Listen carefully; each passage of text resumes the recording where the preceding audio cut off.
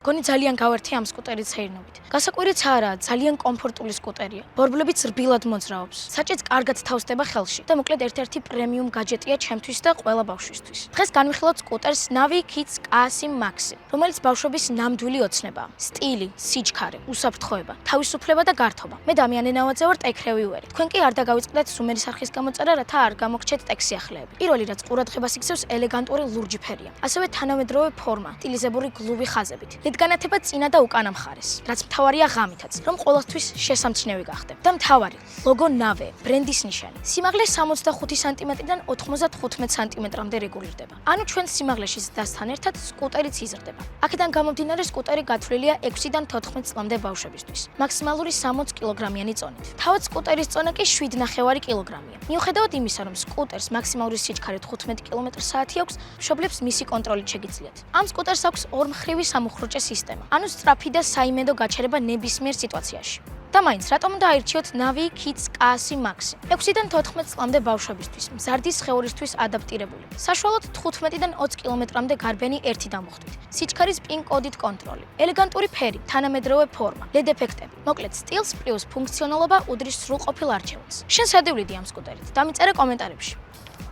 აბა, კარგად!